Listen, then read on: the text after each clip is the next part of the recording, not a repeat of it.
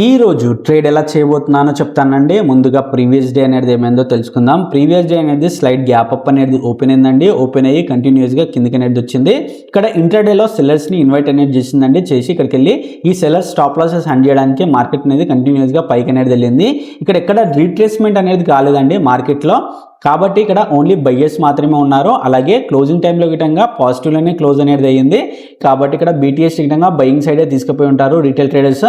ఒకవేళ flat open అయితే మనం బయింగ్ సైడే ట్రేడ్ అని తీసుకుందామండి. ఎందుకంటే మార్కెట్ అనేది అప్ ట్రెండ్లో ఉంది, కంటిన్యూస్గా పైకి వెళ్ళే అవకాశం అనేది ఉంది. అలాగే గ్యాప్ అప్ కేసులో గిటంగా మనం బయింగ్ సైడే ట్రేడ్ అని తీసుకుందామండి.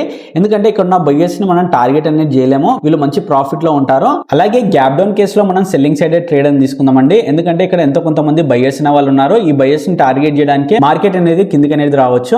ఇక్కడ ఈ లెవెల్స్ అనేటివి చాలా ఇంపార్టెంట్ అండి. ఈ లెవెల్స్ అనేటివి ప్రతిరోజు నేను బ్యాంక్ నిఫ్టీలో సెన్సెక్స్లో డ్రా చేసి టెలిగ్రామ్ ఛానల్లో పోస్ట్ అనేది చేస్తూ ఉంటాను. ఇంకా ఎవరైనా జాయిన్ కాకపోతే వెళ్ళి జాయిన్ అనేది అవ్వండి. వెయిట్ చేద్దాం, మార్కెట్ అనేది స్టార్ట్ కాబోతుంది.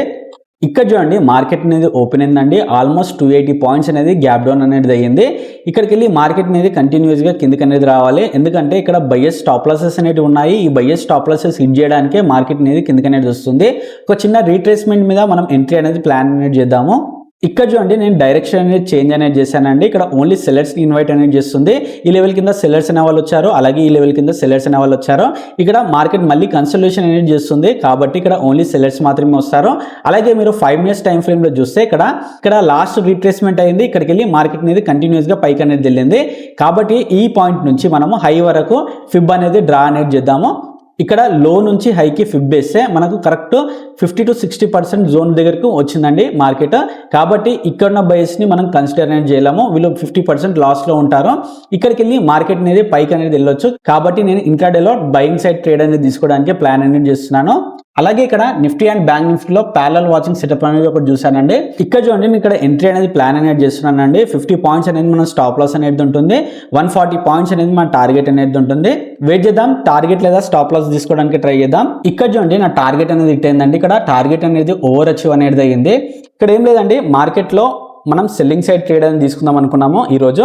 కానీ ఇక్కడ సినారియో చూస్తే మనకు సెల్లర్స్ మాత్రమే ట్రాప్ అవుతున్నట్టు కనిపిస్తున్నారు. ప్రీవియస్ డే బయ్యర్స్ అనే వాళ్ళు ఉన్నారు, ఆ బయ్యర్స్కి 50% లాస్ అనేది కనిపించింది. కాబట్టి ఇక్కడ ఇంట్రాడేలో గిటంగా ఓన్లీ సెల్లర్స్ మాత్రమే వస్తున్నారు ఈ లెవెల్స్ బ్రేక్ డౌన్ చేసుకుంటూ. అలాగే ఇక్కడ చాలాసేపు కన్సోలేషన్ అనేది చేసింది మార్కెట్. ఇక్కడ ఓన్లీ సెల్లర్స్ మాత్రమే వస్తారు. ఇక్కడ మనం ఎంట్రీ అనేది ప్లాన్ అనేది చేసాము. ఇక్కడ మన టార్గెట్ అనేది హిట్ అయింది. ఇలాంటి చార్ట్ ట్రేడింగ్ కాన్సెప్ట్స్ గురించి లైక్ చేసి సబ్స్క్రైబ్ చేయండి.